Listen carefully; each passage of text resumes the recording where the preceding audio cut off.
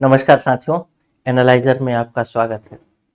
अधीक्षक के लिए तैयारी जोरों शोरों पर आप लोग कर रहे होंगे और समय बिल्कुल कम रहेगा और इस कम समय में ही सारे सिलेबस को बिना किसी पॉइंट को छोड़ते हुए हमको कवर करना है। आपको भी कवर करना है मेरे साथ। मैंने आपको एक वीडियो में बताया था या कई जगह मैं बता चुका हूँ आपको एक दो बार कि हम जो क्लास करेंगे उसमें क्लास के साथ एमसीक्यू यानी बहुविकल्पीय प्रश्न भी करते जाएंगे। कारण क्या है? सबसे पहला कारण तो यही है कि हो सकता है कि 3 महीने का समय है, 2 महीने का समय है, इस समय में आप टेस्ट जो अंतिम चरण होता है टेस्ट सीरीज देना यानी प्रश्नों को देखना, किस प्रकार से प्रश्न पूछे जा रहे हैं, आपसे बन रहा है नहीं बन रहा है, वो चीज़ आपके पास शायद समय ना बचे। तो उसके वजह से दूसरी बात कि अगर एक अच्छी तरीके से हम चीज़ों को रिवाइज कर लेते हैं बहुविकल्प के माध्यम से पूरा थ्योरी पढ़ने के बाद, तो हमारा प्रिपरेशन बहुत बेहतर हो जाता है, कॉन्फिडेंस एकदम बूस्ट हो जाता है, बेहतर अच्छी तरीके से हम कर पाते हैं। तो ये दो महत्वपूर्ण कारण हैं। मुख्य रूप से जो आपसे एग्जाम में प्रश्न पूछा जाता है उस एग्जाम में आप 5 या 6 तरीके के प्रश्न देखते हैं। पहला प्रश्न होता है जो कि वन लाइनर होता है, दूसरा प्रश्न कूट वाला, तीसरा जोड़ी मिलान, चौथा क्रम से जमाइए और पांचवा कथन और कारक वाला। और एक और टाइप होता है जिसको मैं भूल रहा हूं।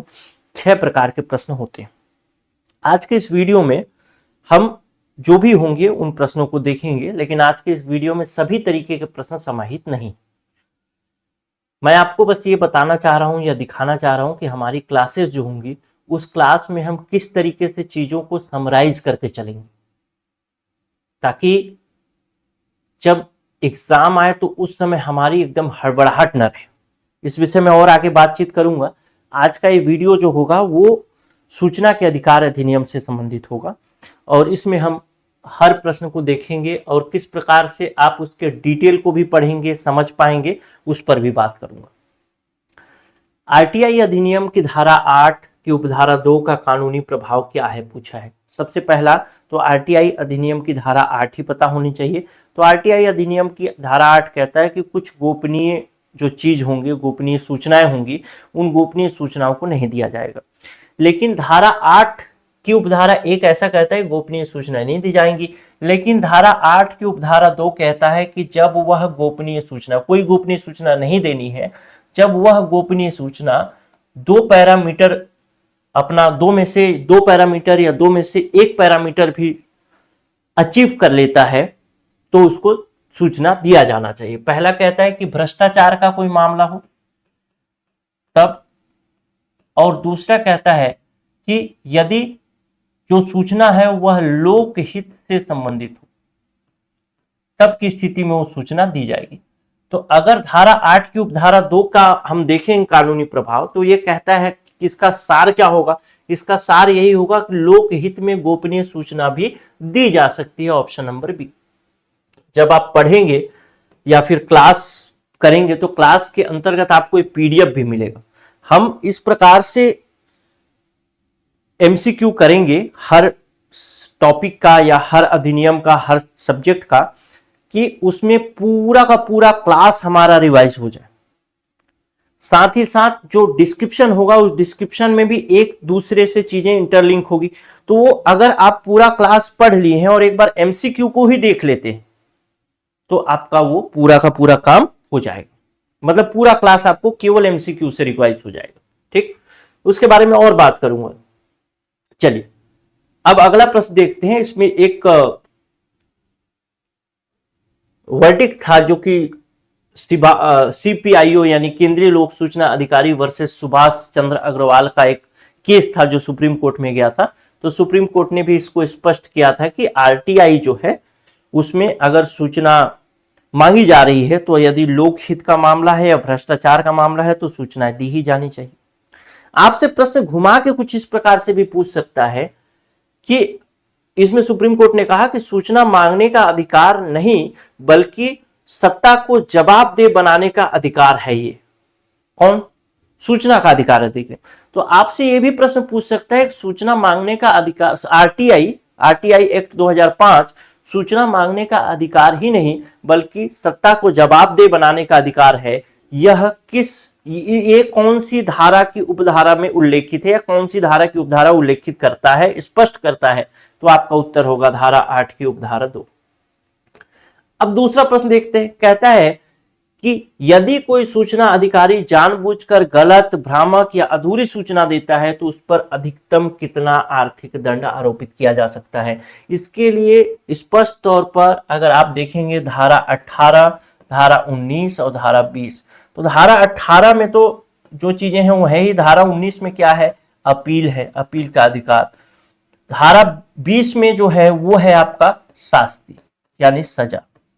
सजा में भी आप दो उपधारा देखेंगे, धारा 20 की उपधारा 1 जो कि बताता है कि कितनी सजा आरोपित की जा सकती है यदि कोई PIO यानी लोक सूचना अधिकारी गलत, भ्रामक या अधूरी सूचना दे या सूचना देने में किसी प्रकार से आनाकानी करे।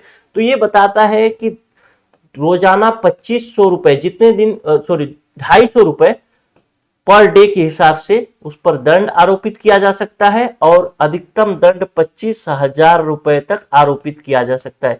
ये दंड कौन लगाएगी? या तो राज्य सूचना आयोग लगाएगी या केंद्रीय सूचना आयोग लगाएगी, मामला जिसके पास भी जाए। यदि केंद्रीय जानकारी से संबंधित होगा तो केंद्रीय सूचना आयोग के पास जाएगा, राज्य सरकार की जानकारी से संबंधित होगा तो राज्य सूचना आयोग के पास जाएगा।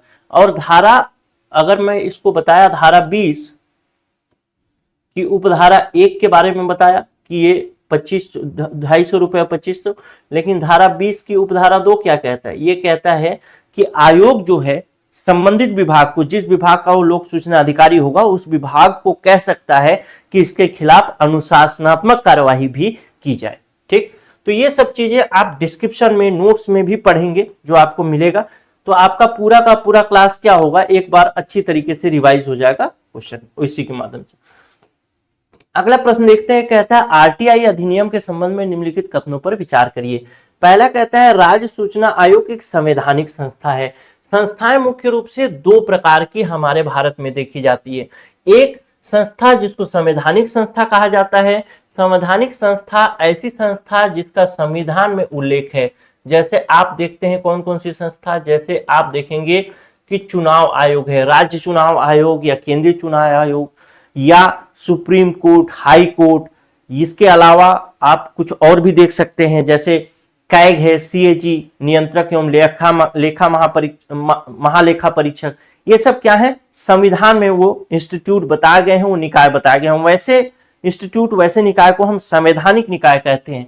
दूसरा होता है जिसको कहा जाता है, जिसको कहते हैं हम वैधानिक निकाय। वैधानिक निकाय मतलब ये सरकार किसी एक्ट के तहत, किसी अधिनियम के तहत ऐसे जो संगठन बनाती है, जो निकाय बनाती है, उसको वैधानिक निकाय बोला जाता है। ठीक, तो राज्य सूचना आयोग संवैधानिक संस्था है, यह तो कथन गलत हो जाएगा क्योंकि ये जो है राज्य सूचना आयोग संविधान के द्वारा, संविधान में नहीं लिखा गया है इसके बारे में। ये तो हमारा सूचना का अधिकार अधिनियम के अंतर्गत धारा 15 जो है, वो धारा 15 राज्य सूचना आयोग बनाने की बात करता है।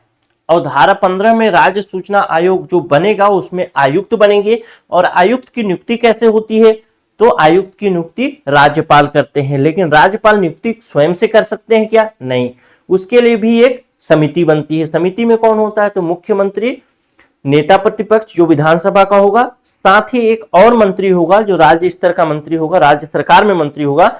और वो कौन मंत्री होगा ये डिसाइड कौन करेगा? तो मुख्यमंत्री निर्धारित करेंगे, वही मनोनीत करेंगे। तो ये तीन लोग मिलकर के एक नाम सुझाएंगे राज्यपाल को, राज्यपाल उसी के लिए नियुक्ति पत्र जारी कर देंगे। ठीक, दूसरा कहता है आयोग को वार्षिक प्रतिवेदन राज्य सरकार को प्रस्तुत करना होता है। बिल्कुल, धारा 25 कहता है कि आयोग प्रत्येक साल का एक तो वार्षिक रिपोर्ट बनाएगी और दूसरी बात वार्षिक रिपोर्ट के अलावा कोई विशेष रिपोर्ट हो तो उसको भी बनाएगी और उसको राज्य सरकार को भेजेगी। राज्य सरकार फिर क्या करेगी?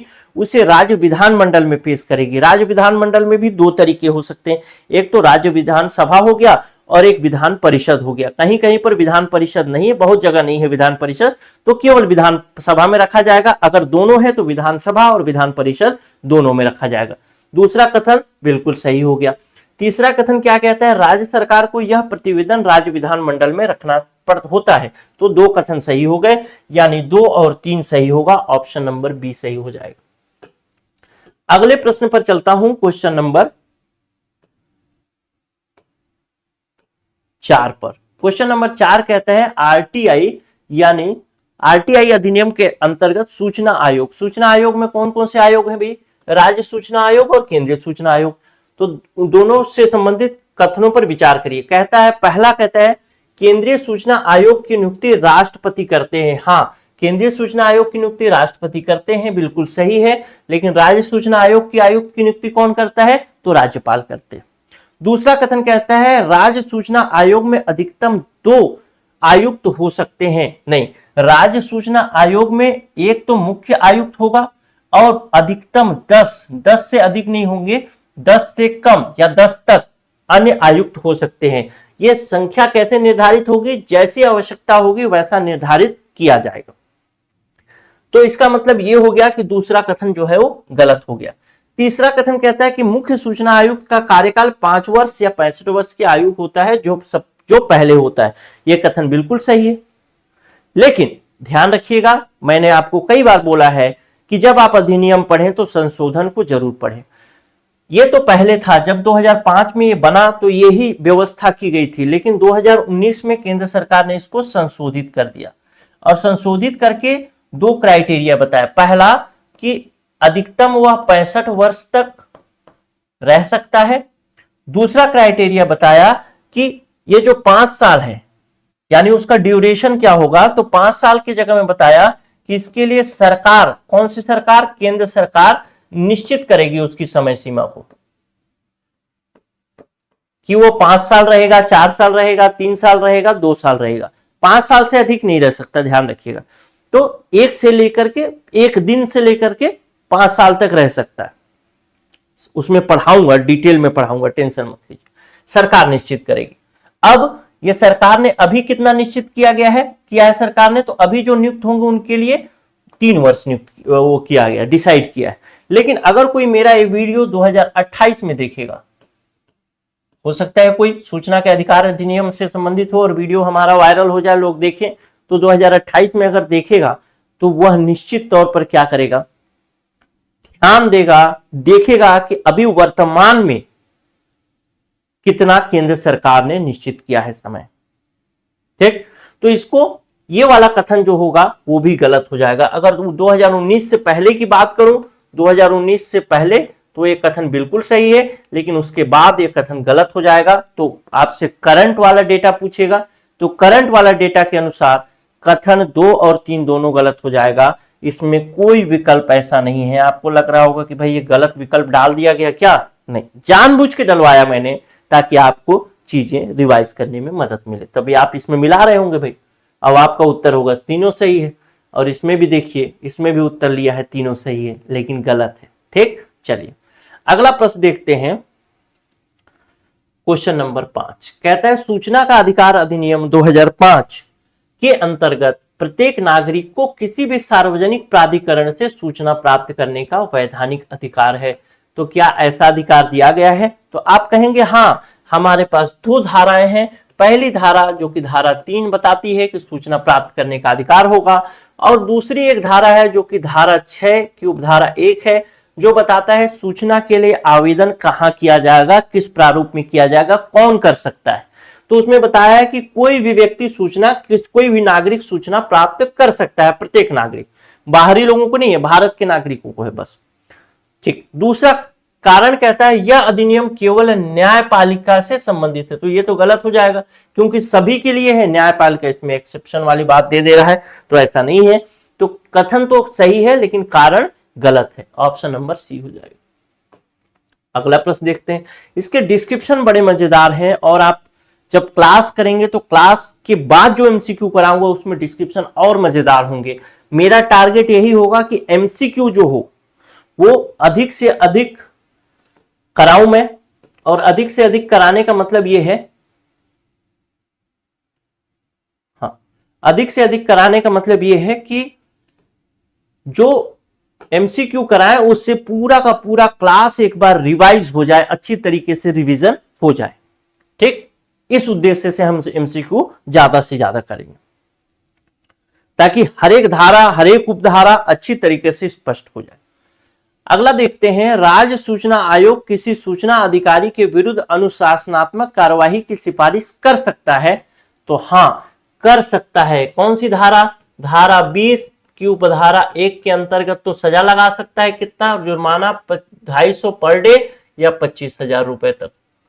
धारा 20 की उपधारा 2 के अंतर्गत कह सकता है उस विभाग को कि आदमी ठीक काम नहीं कर रहा है, जो पीआईओ बनाया है आपने लोक सूचना अधिकारी, वो ठीक से काम नहीं कर रहा है, इसके खिलाफ अनुशासनात्मक कार्यवाही की जानी चाहिए। ठीक, तो ये तो धारा 20 के अंतर्गत किया जा सकता है। धारा 20 की उपधारा 2 और स्पष्ट करेंगे। दूसरा कारण कहता है कि आयोग के पास सिविल न्यायालय जैसी कुछ शक्तियां होंगी। आयोग के पास सिविल न्यायालय जैसी शक्तियां कब होंगी? जब वो किसी विषय की जांच कर रहा हो तब। कौन सी धारा के अंतर्गत? धारा 18 की उपधारा 3 के अंतर्गत बताता है कि सिविल न्यायालय के बराबर शक्तियां प्राप्त होंगी। यानी वो कह सकता है कि किसी व्यक्ति को आदेश दे सकता है कि आप आइए, आकर के आप अपना बात रखिए, अपना शपथ पत्र प्रस्तुत करिए, कोई कागज दिखाइए, कोई कागज को वेरीफाई करिए कि क्या आपने ही आदेश जारी किया। ये सब चीजें वो कर सकता है। नहीं तो अगर इसके पास ये पावर ना हो तो किसी को बुलाए और कोई व्यक्ति जाए ही ना, तो फिर ये क्या कर सकता है? समन जारी कर सकता है। ठीक, तो स्पष्ट रखना है चीजों को। तो इस हिसाब से इसके पास शक्तियां दी गई हैं सिविल न्यायालय के बराबर। लेकिन क्या यह इसको स्पष्ट कर रहा है? तो कहेंगे नहीं, ये तो धारा 20 के अंतर्गत गलती हो जाए तब की स्थिति में है, और धारा 18 के अंतर्गत जांच के दौरान है। इसका मतलब दोनों ही सही है, लेकिन व्याख्या नहीं किया जा रहा। तो दोनों कथन सही है, लेकिन कथन कारण की सही व्याख्या नहीं कर रहा।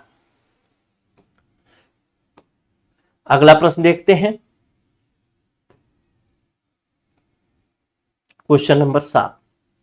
यह कहता है कि आरटीआई अधिनियम के अंतर्गत यदि लोक प्राधिकारी के पास कोई सूचना विद्यमान नहीं है तो उस स्थिति में उसका उत्तरदायित्व क्या होगा?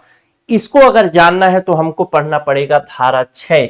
और धारा 6 क्या कहता है कि किस हिसाब से आवेदन किए जाएंगे। अगर शॉर्ट फॉर्म में देखेंगे तो आवेदन की, सूचना के लिए आवेदन की बात करता है, कैसे सूचना की मांग की जाएगी। और धारा 7 कहता है कि सूचना जब मांगी गई तो उसका निपटान कैसे होगा। निपटान कैसे होगा, यानी जो लोक सूचना अधिकारी के पास आपने आवेदन किया, अब लोक सूचना अधिकारी किस प्रक्रिया के अंतर्गत उस सूचना को देगा, कितने दिनों में देगा। तो धारा 7 की उपधारा 1 कहता है कि वो सूचना सामान्य तौर पर 30 दिन में देगा। अगर कोई मामला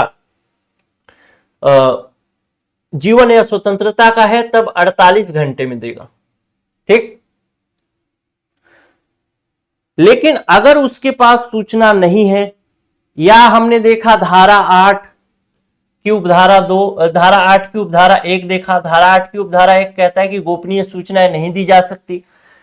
तो जो सूचना नहीं दी जा रही है या सूचना उसके पास नहीं है तो उसके बारे में उसे बताना पड़ेगा। वो चुपचाप नहीं रह सकता कि आपने सूचना मांगा, उसने सूचना दिया ही नहीं, वो चुप रह गया। नहीं, उसको बताना पड़ेगा कि यह सूचना हमारे पास नहीं है, या यह सूचना गोपनीयता नीति के खिलाफ है, गोपनीयता नीति के अंतर्गत आता है, यह सूचना सशस्त्र बल के अंतर्गत आता है। इस धारा के इस उपधारा का उपयोग करके हम ये सूचना आपको नहीं दे सकते। ये चीजें उसे स्पष्ट करनी होगी। साथ ही साथ ये भी बताना पड़ेगा कि अगर आप हमारे निर्णय से असहमत हैं तो आप कहां अपील कर सकते हैं, कैसे अपील कर सकते हैं, अपील के लिए कितना चार्ज लगेगा, क्या प्रक्रिया होगी, वो सब चीजें बताएगा। यानी अगर उसके पास सूचना नहीं है तो सूचना उपलब्ध न होने की ही लिखित जानकारी सूचना के रूप में देगा।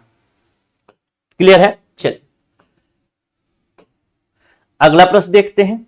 इसके लिए एक वर्डिक्ट आया था, सीबीएसई वर्सेस आदित्य बंदोपाध्याय, जो कि 2011 में आया था, जिसमें सुप्रीम कोर्ट ने स्पष्ट किया था कि जो लोक सूचना अधिकारी है चुपचाप नहीं बैठ सकता। अगर सूचना मांगी गई है तो सूचना नहीं भी है तो वो बताए कि सूचना हमारे पास नहीं। अगला प्रश्न कहता है कि आरटीआई अधिनियम की दूसरी अनुसूची में सम्मिलित एजेंसियों से सूचना नहीं मांगी जा सकती जबकि तक की। तो देखेंगे सूचना कब नहीं मांगी जा सकती, तो इसके लिए है धारा 24। धारा 24 कहता है कि कतिपय एजेंसियों पर अधिनियम का लागू न होना, और कतिपय एजेंसी मतलब कुछ एजेंसी, वो कौन सी एजेंसी होंगी, उस एजेंसी के बारे में बताया गया है कि ये एजेंसी कौन सी होंगी, तो वे सारी एजेंसी जिसको कि अनुसूची 2 में वर्णन किया गया है, वो अनुसूची 2 में डाला गया है। अब अनुसूची 2 क्या है, इस अधिनियम के अंतर्गत आप जानते होंगे कि अध्याय 6 है, धाराएं 31 है, अनुसूची 2 है। अनुसूची 2 की अगर बात करें, 2 अनुसूचियां हैं, तो पहली अनुसूची 2 है, इसके जो आयुक्त होंगे, जो सूचना आयुक्त होंगे, मुख्य सूचना आयुक्त, राज्य सूचना आयुक्त, वो सब शपथ कैसे लेंगे, इसके विषय में अनुसूची 1 में बताया। अनुसूची 2 में बताया है कि जब कोई केंद्रीय एजेंसी होगी जिसको केंद्र सरकार अगर अनुसूची 2 में डाल देती है, धारा 24 के अंतर्गत बताया गया है कि 2 में डाल देती है, तो फिर उसके विषय में सूचना नहीं ली जा सकती। तो क्या वाकई सूचना नहीं ली जा सकती उसके विषय में? नहीं। मान लेता हूं एक एजेंसी है जिसका नाम है BSF, बॉर्डर सिक्योरिटी फोर्स। अब बॉर्डर सिक्योरिटी फोर्स को अनुसूची 2 में स्थान दिया गया है, लेकिन बॉर्डर सिक्योरिटी फोर्स का एक मान लेते हैं सिपाही है, इस सिपाही से संबंधित हमको सूचना चाहिए, और वह सूचना जो है मानव अधिकार से संबंधित सूचना है। ठीक, कैसी सूचना है? तो मानवाधिकार से संबंधित सूचना है। तो क्या ऐसी सूचना दी जाएगी? तो कहेंगे हां, धारा 24 की उपधारा 1 कहता है कि ऐसी सूचना दी जाएगी, मानव अधिकार से संबंधित सूचना दी जाएगी। लेकिन जब हम लोक सूचना अधिकारी के पास आवेदन करते हैं, तो आवेदन का निपटान उसको धारा 7 की उपधारा 1 के अंतर्गत 30 दिनों में करना पड़ता है। लेकिन जब यहां पे मानव अधिकार से संबंधित सूचना होगी, तो वह 30 दिन के स्थान पर इसका निपटान 45 दिन में करेगा।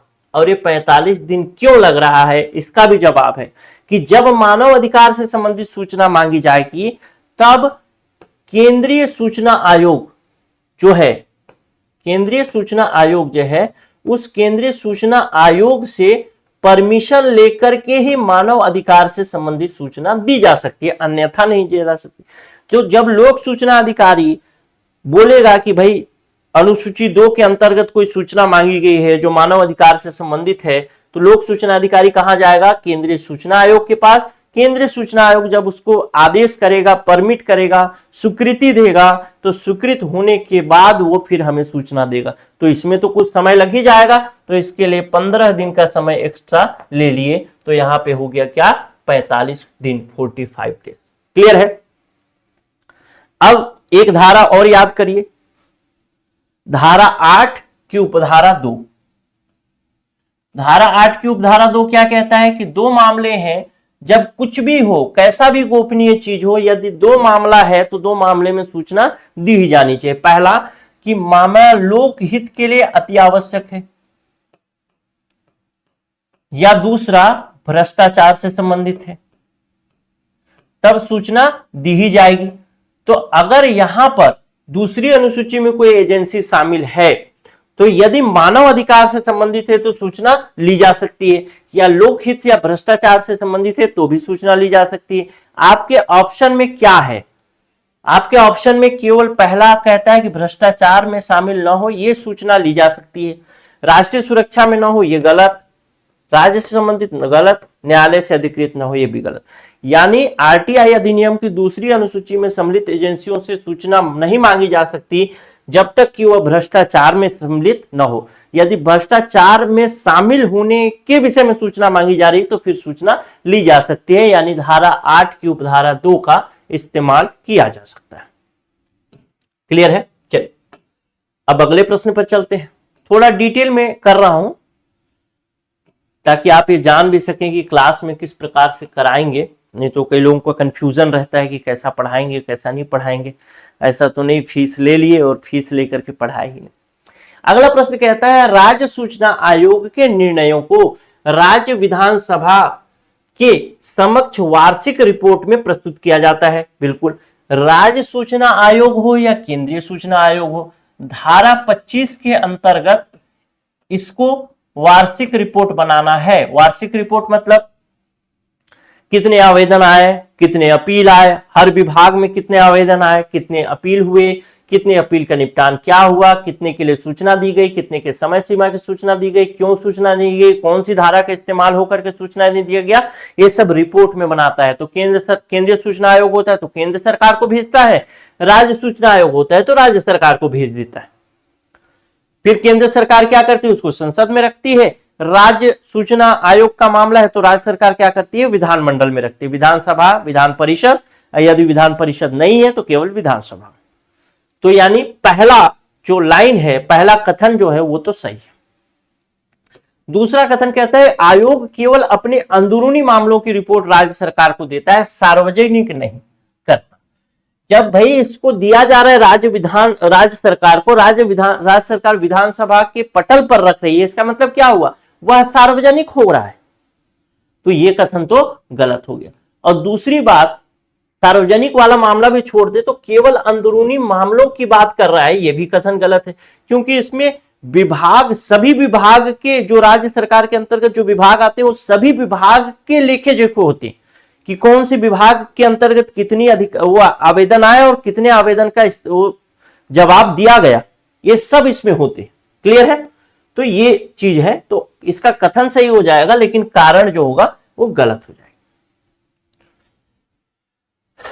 अगला प्रश्न देखते हैं।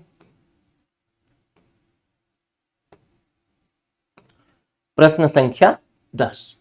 प्रश्न संख्या 10 कहता है कि आरटीआई अधिनियम 2005 के तहत केवल वही व्यक्ति आवेदन दे सकता है जो सूचना से प्रत्यक्ष रूप से प्रभावित होता हो। क्या इसके लिए आवश्यक है? नहीं। कोई भी व्यक्ति, धारा 3 क्या कहता है, धारा 3 कहता है कि कोई भी व्यक्ति, कोई भी नागरिक जो है वो सूचना मांग सकता है। नागरिक शब्द को याद रखिएगा, नागरिक मतलब भारत का नागरिक होना चाहिए तभी सूचना मांग सकता है। इसी के अंतर्गत धारा 6 की उपधारा 1 भी कहता है कि कोई भी व्यक्ति निर्धारित प्रारूप में आवेदन करके, जो नागरिक है वो निर्धारित प्रारूप में आवेदन करके सूचना मांग सकता है। सूचना मांगते समय उसको केवल नाम पता बताना है, क्यों सूचना मांग रहा है इसके विषय में उसको जानकारी देने की आवश्यकता नहीं है कि उसको सूचना क्यों चाहिए, बस उसको सूचना चाहिए। नाम पता भी क्यों लिया जा रहा है, ताकि अगर मान लेते हैं पोस्ट के माध्यम से सूचना आनी है तो उसके घर तक पहुंच सके। अगर डिजिटल फॉर्म में सूचना लेना है, आपको देना है, तो ईमेल के माध्यम से दे सकते हैं, तो ईमेल आपसे लिया जाएगा। उस तरीके की चीजें हैं। तो ये कथन जो होगा प्रत्यक्ष रूप से प्रभावित होता है, ये तो गलत कथन हो जाएगा, यानी ऑप्शन नंबर बी हमारा सही होगा। ठीक, कि ये असत्य कथन है। इसके लिए एक वर्डिक्ट भी आया था, एक केस भी आया था जो कि था सीपीआईओ बनाम सुभाष चंद्र अग्रवाल केस, जो 2020 में आया था। और इसमें बताया गया कि भाई उद्देश्य नहीं है बताना, जरूरी नहीं है। वैसे धारा 6 की उपधारा 1 भी कहता है कि उद्देश्य बताना जरूरी नहीं। क्लियर है? तो ये बात तो रही स्पष्ट तौर पर। हमारी क्लासेस जो चलेगी मेरे दोस्त, उस क्लास में मैं एक चीज आपको बता देता हूं, समय बिल्कुल कम है। हम इस क्लास में पढ़ेंगे थ्योरी।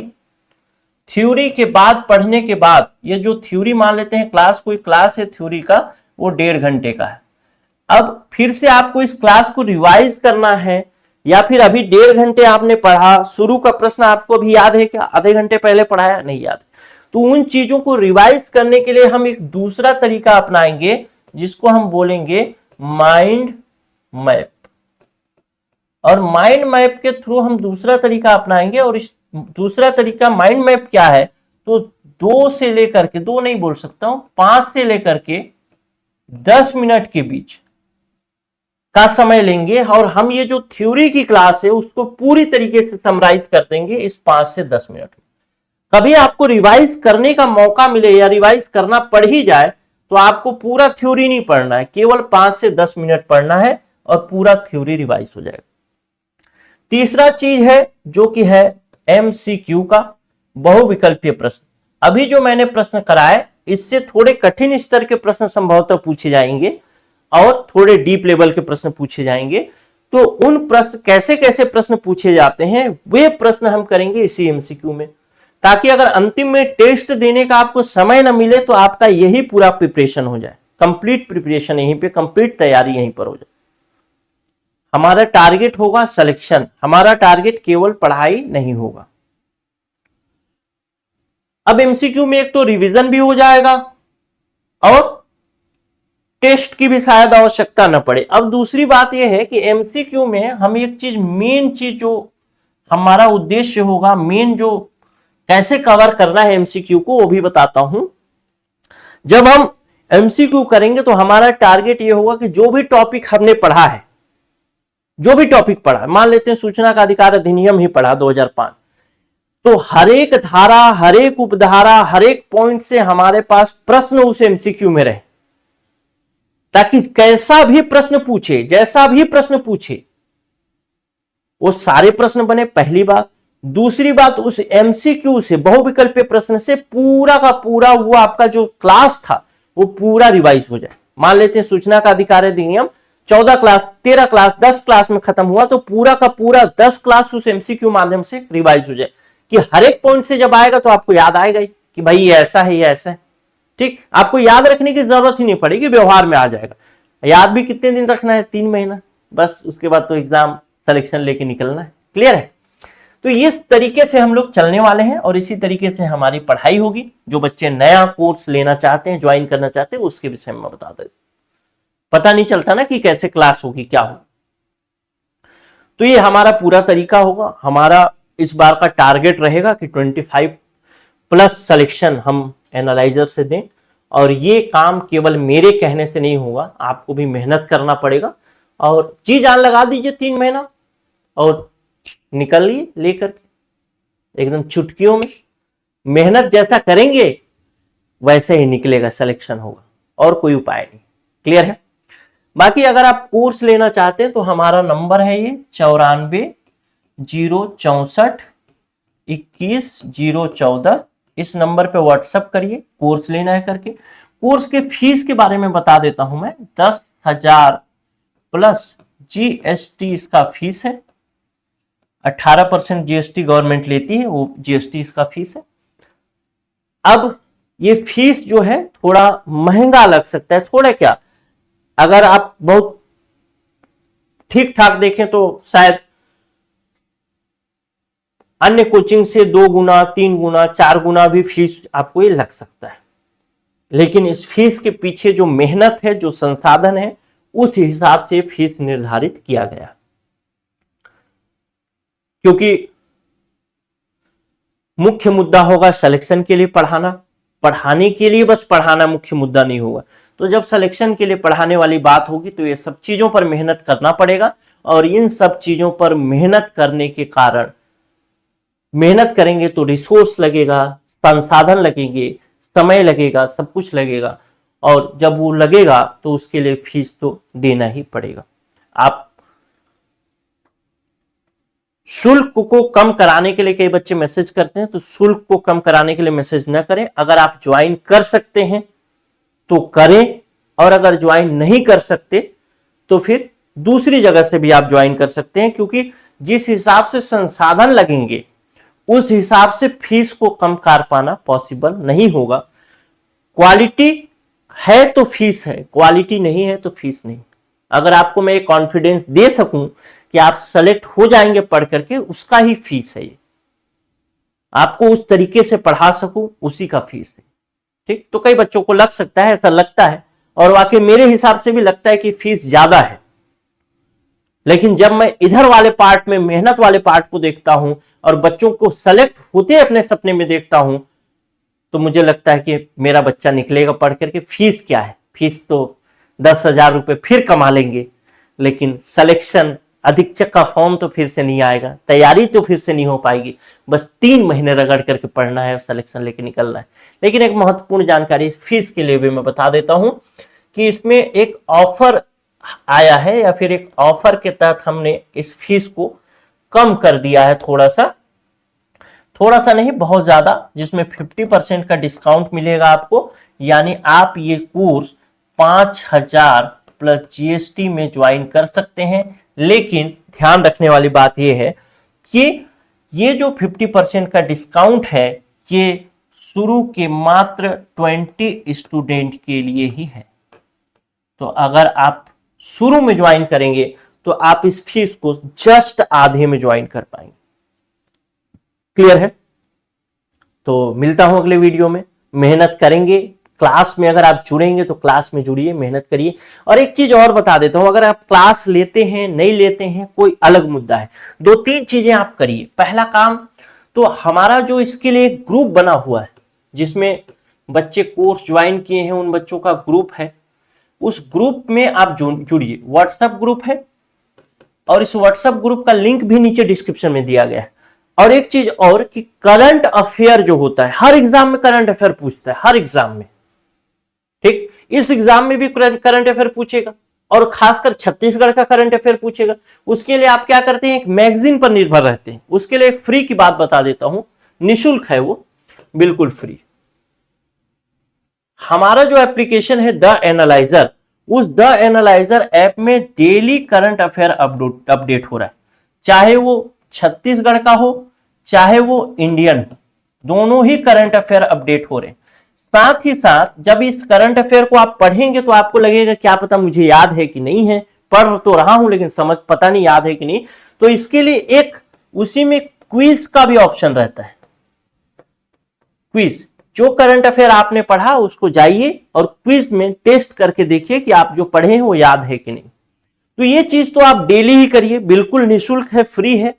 तो ऐप का भी लिंक डिस्क्रिप्शन में दिया गया है, तो इसको ऐप को डाउनलोड करिए और ये फ्री में दे रहे हैं तो फ्री में आनंद लीजिए। कोर्स ज्वाइन करना नहीं करना वो अलग मुद्दा है, ये चीज जरूर करिए। एक ग्रुप भी नहीं ज्वाइन करेंगे तो कोई दिक्कत नहीं, क्योंकि आज अधीक्षक के लिए तैयारी कर रहे हैं, कल नहीं कर रहे हैं तो जरूरी नहीं, लेकिन रहेंगे तो अच्छा है। जो भी अपडेट, कुछ फ्री कंटेंट जैसे इसी का पीडीएफ हुआ तो उसी ग्रुप में मिल जाएगा, व्हाट्सएप ग्रुप में, तो आप वो देख सकते हैं। लेकिन ये काम आप जरूर करिए करंट अफेयर क्विज के लिए, क्योंकि एग्जामिनर आपसे चाहता है कि आप डेली प्रिपरेशन करें। क्लियर है? मिलता हूं अगले वीडियो में। नमस्कार, जय हिंद।